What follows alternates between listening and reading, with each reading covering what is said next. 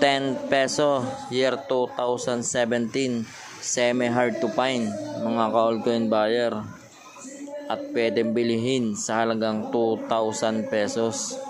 Pero bago po kayo mag-send ng kung ano-anong klaseng barya na year 2017, ay unawain nyo po muna kung ano po ang hinahanap ko na year 2017 at kung paano ko po ito bibilhin sa inyo mga ka-altcoin buyer.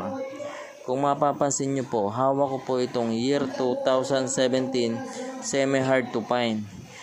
Pangalawa po ito sa hard to find ng mga barya. Ang hard to find po na barya ay yung year 2007 at year 2009 sa 10 peso BSP series mga ka-altcoin buyer.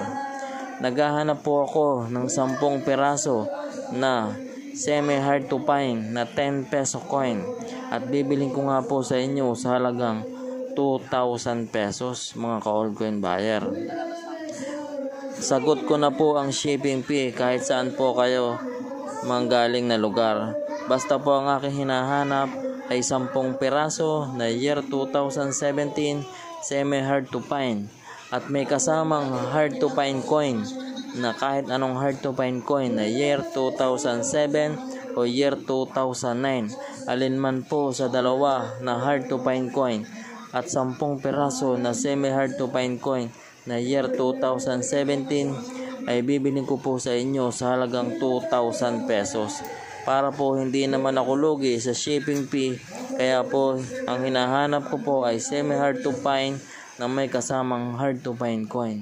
Yun lamang po ang binibili ko. Kapag po wala kayong hamak na hard to find coin na 2007 o 2009 na 10 peso, ay hindi ko po bibili sa inyo sa halagang 2,000 pesos.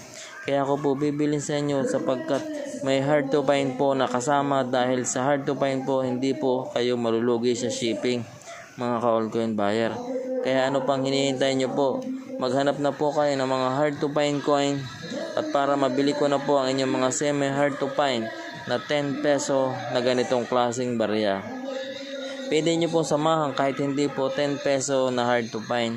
Meron din po mga hard to find ang 25 centimo na year 2006, ang 5 peso year 2006 din, yung 10 peso 2007 at 2009, at may 20 peso na year 2019 upper mint mark mga ka-altcoin buyer.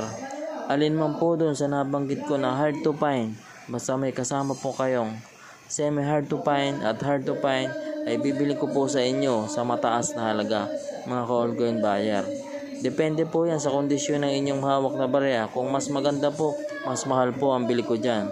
Kaya po, nagpapasalamat po ako sa inyo kung mabibentahan niya ako ng hard to find na may kasamang semi hard to find. Yun lamang po. Marami pong salamat.